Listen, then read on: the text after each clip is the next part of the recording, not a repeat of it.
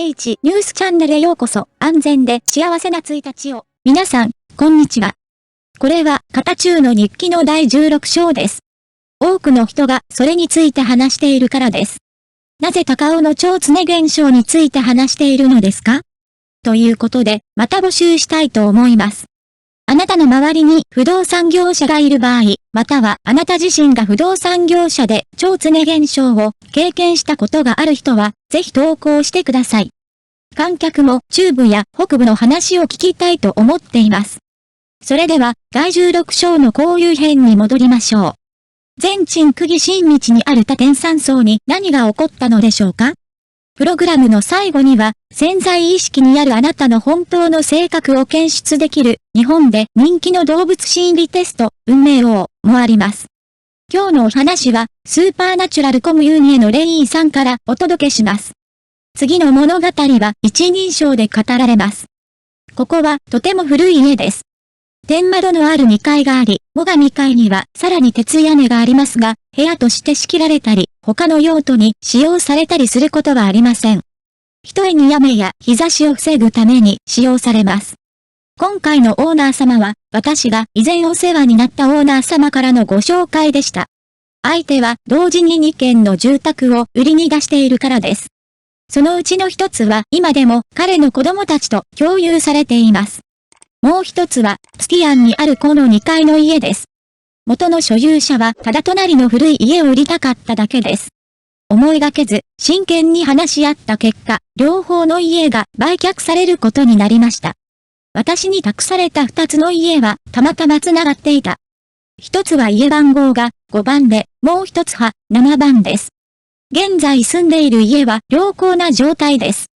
しかし、5番の家について話すとき、所有者は眉を潜めて言いました。隣の5番の家、私は相変わらず賢いです。もちろん、何か怪しいものを見つけました。教えてくださいや。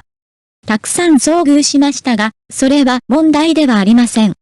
女性オーナーは目を見開いて私を見て、私が何も言う前にもう察しがついていると言いました。疑問符？私は、古い家では事故があったのですよね、と答えました。女性家政婦は驚いて、はい。と言いました。どうして知っていますか？私は肩をすくめ、リラックスした気分になった。私はそれを知っていました。すると、家政婦の女性はこう続けた、わかった。あなたがそう言ったからには、もう殴りません。私の夫は、古い家の最上階の鉄骨のところにいます。と。ワイヤーは行き、妻は目を真っ赤にして続けた。彼は自分の持病の悩みにうんざりしていて、少し前に膵臓癌と診断されたため、家族が気づかないうちに隣の古い家に滞在していた。私は最上階のケーブルを使用し、離れることにしました。私が今住んでいるアパートは、もともと息子が将来結婚して家庭を築くために建てられたものでした。予想外にこのようなことが起こり、当初の計画は完全に狂ってしまいました。すぐにオーナーに対処して手放すように伝えました。2件の委託契約を締結した後、胸が重くなりました。何とも言えない気持ちでした。私は部外者でしたが、家族の心の奥底にある悲しみをいつも感じていました。この時、家のオーナーは、まず私たちの部屋を見てくださいと言いました。そうですね、家主の皆さんが写真を撮って公式ウェブサイトに掲載することはわかっています。暗くなってきたので、大家さんに、大丈夫、そうでなければ明日また写真を撮りに行きますね、と伝えました。日中の光が明るいと、結果がより良くなります。この時、妻は一瞬ためらいました。それで、隣はどこですか？これは私を困惑させました。いろいろと抵抗がありましたが、それでももちろんと言い、遅いので部屋を出てそのまま家に帰りました。ある日、会社に太った男の子の同僚がいました。彼の名前はパットブラザーでした。彼は新人で、人々にエネルギーに満ちた印象を与える人だったので、私はこの2通の案件で彼と協力することにしました。どれくらい時間がかかるか見てみましょう。家を見に行きましょう。太った弟にこう言いました。出発前に電話で確認をしてバイクで出発しました。5分も経たないうちに、バイクが路地に入るとすぐに、家の主人の女性が玄関に立っているのが見えました。お化け屋敷を手に取ったのはこれが初めてではありません。今回取り上げた理由は2つあります。1つ目は、太っちょには影と陽の目があると聞いたので、それが本当かどうか確認したいということです。2つ目は、少なくともこの2部屋は何が何でも売れるということです。部屋を1つ削除しますか？バイクは隣のドアに止まった。妻は何も言いませんでした。私は鍵の束を手に取り、午前10時59分、長い間埃をかぶっていた家を開けた。それから私は言いました。写真を撮りたくないですか？じゃあ、うっかり今日に落ちないように、私が先に外に出ます。妻はそう言いながら出て行った。これで全てです。残っているのは私と太った弟のファンジョンだけです。新しい人は本当に役に立ちます。この明かりをつけてと頼めば、つけてくれるでしょう。彼に開けるよう頼んでください。ドアを開けると彼は1階を開けます。2階に行きましょう。私は後ろを歩いていたのですが、2階に上がると、太った男の子の様子がおかしいことに気づきました。彼は額に汗をかき続けていたが、部屋はとても寒かった。最上階で写真を撮りました。毛織物？仕方なく、昔ながらのやり方で最上階に上がらなければなりませんでした。階段の入り口には鉄の扉がありました。壁に深い穴が開けられた。鉄の扉には長い回転棒がかかっていた。耳障りな音が響きました。太った少年はドアを勢いよく開け、押し出しました。なぜドアを防いでいるのですか？私は後ろにいて、パッドブラザーを促しました。実際、その噂は本当だとすぐにわかりました。彼は本当にそれを見たんです。彼は一瞬ためらった。私たちは二人とも最上階にいました。前半の写真を撮った後、後半の鉄骨が見えてきました。昨日妻が言っていたケーブルが突風で飛ばされました。彼のおばあちゃんのものは凍っていました。アイスミルクより冷たいです。自宅で試すことができます。冷蔵庫の前に行き、冷凍庫を開けます。次に顔をできるだけ近づけます。とても嫌な気分になります。太った男の顔は真っ青で何も言わなかった。急いで写真を何枚か撮って送り返しました。もう一度上映した後、私は言いました。太った兄さん、帰ったら後ろでドアを閉めてください。太った兄弟はうなずき、片中の新人が本当に役立つことをもう一度証明しました。説明できません。空気が薄くなったような感覚です。私が覚えているのは、太った兄弟と私がこの家から逃げ出したことだけです。読み終わりましたか？写真は撮られましたか？隣の部屋から妻の声が聞こえてきました。私は隣の太った兄弟を見た。彼は頭を上げて上を向いていました。私は彼の服の角を引っ張り、行きましょう、と言いました。人が住む場所。入ると違うんです。古い家はトタン屋根の2階建て、自己住宅のみ。妻と子供部屋は4階にあります。1階にはリビングルームとダイニングルームがあります。2階にはキッチンがあり、広いマスターベッドルームが1つだけあります。3階と4階はフロントに2部屋、フロントに1部屋あります。トイレは階段の横にあります。実際、妻は思ったほど強くありません。彼女は世俗的な見方と人間のような心を持っています。彼女は私たちが隣の部屋を眺める様子を見て、私たちがそれを託した以上、これは全て過去のことだと言いました。御社としては、委託を完遂できるよう頑張ってください。私は2階に住んでいます。3階で前が娘、後ろが息子です。私たちを案内して写真を撮り、家を見に行った時、妻はこう言いました。4階の正面は私たち家族がお参りする場所です。奥の部屋は雑貨を保管して4階に上がった部屋です。テーブルの上に横たわる家を見たのは初めてだった。それは一般家庭にありました。礼拝用の像の背景はシンプルな果物とお茶、そして香炉の燃える香りでした。順番に写真を撮り、下へ降りていきました。妻、太った兄弟、私は一世紀も沈黙していました。3階に降りて、ぶつかった。バンバン。壁から聞こえる音はとてもクリアでした。まさに、拳を作って小指で壁を叩いて誰かに止めてもらうのと同じでした。今ではもう遠慮はしていません。私が先頭に立って西郷から銭湯へ歩きました。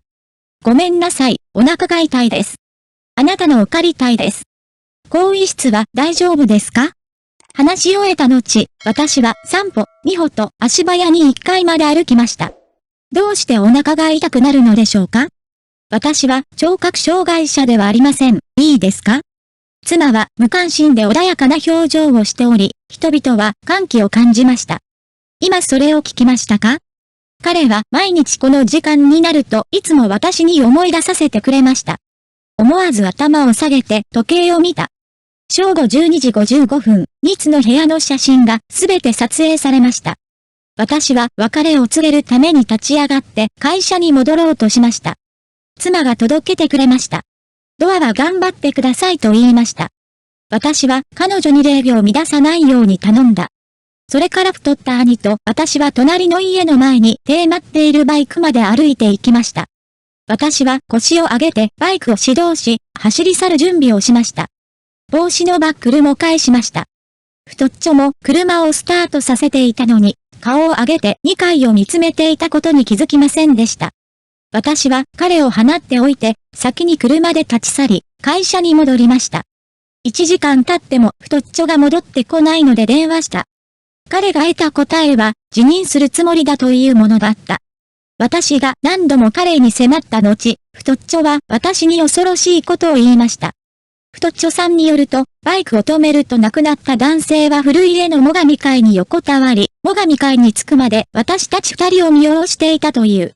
私たちが写真を撮っている時も、彼はまだケーブルの横に立って、片手でケーブルに触れながら手を振っている私たちを見ていました。ああ、私たちも他の人たちと一緒に。私には彼の姿が見えていましたが、見て見ぬふりをすることしかできませんでした。彼は壁を叩いて私たちに手を出さないように警告したので、私たちは車で立ち去るつもりでした。その時彼はまだ最上階にいた。怒って見つめる。それで、レイさん、私は仕事を辞めます。ああ、北へ行きます。もう一度あなたに会いたいと思うのはどうしてですか？当時、お化け屋敷は真実に報告しなければならないという法律がすでにありました。会社から新しい事件が紹介された時、私は、この家はお化け屋敷だ、としか言えませんでしたが、隣の部屋は対象外でした。ただし、両方のケースを伝える必要がありました。私はここに住んでいましたが、反応は非常に熱狂的でした。誰もその殺人事件について何も聞いていなかった。結局、妻が住んでいた家は550万元で売却された。夫が亡くなりました。家は今でも使われていません。結局のところ、この家のオーナーの女性が夫としっかりコミュニケーションをとっていれば、夫は喜んで売却してくれると思います。結局のところ、彼は家を売った後、家を出ることを選択するでしょう。自分の病気とは別に、家族の足を引っ張りたくなかったのでしょうね。あなたが思うこと？次はデスティニーキングです。忙しい生活をしていると、疲れたり、息切れしたり、ストレスを感じたりすることがよくあります。日本には非常に人気のある動物心理テストがあります。あなたの潜在意識にある本当の性格を見てみましょう。あなたはどのタイプですか？写真には5匹の猿がいます。あなたの直感で好きな動物を選んでください。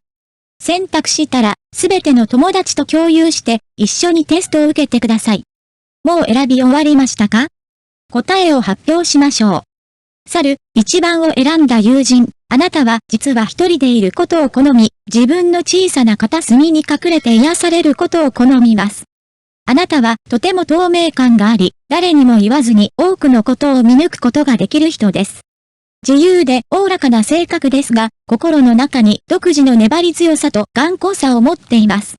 あなたは孤独ではない時に最も孤独であることが多いようです。自分のやりたいことに真剣に向き合ってみるのが一番いいですよ。猿番号2の友達を選んでください。あなたは友情でも恋愛でも誠実で誠実な人です。ただし、怪我をする可能性も高くなります。人間関係において、あなたは友人や恋人の要求に直面したとき、手放すことができない人でもあります。通常、彼らは全てを受け入れ、彼らのために自分自身を犠牲にすることを厭わない。ただし、損得を気にして人間関係にとらわれてなかなか抜け出せない傾向もあります。お互いにとって良いことになるように、ノーという方法を学ぶことをお勧めします。猿3号の友達を選んでください。実際、あなたはいつも鋭い話し手です。あなたが誰かを気にかけている限り、あなたは常にその人を大切にします。強そうに見えるかもしれませんが、繊細な一面も持っているので注意が必要です。もっと笑顔になることをお勧めします。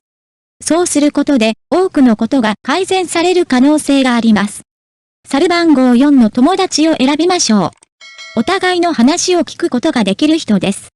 声が大きい人は直感と第六感が強いですが、衝動的に行動することはありません。あなたは友達に対してもとても忠実です。あなたは親密な友情に値する人物ですが、騙されやすい人でもあります。何かを決める前に一呼吸を置くことをお勧めします。5つ選んでください。猿数の友人であるあなたは言葉や感情を観察するのが上手で、とても慎重です。あなたは愛する人たちに無私無欲に捧げることができます。あなたの優しさは心の奥底に隠れています。あなたは何も見返りを求めずに、残りの半分の代金を黙って支払うつもりです。あなたの勇気と責任感のある性格は、あなたを相手からも信頼できる人にします。あなたにはそうする意志がありますが、それでももう少し自分自身に呼吸する時間を与えることをお勧めします。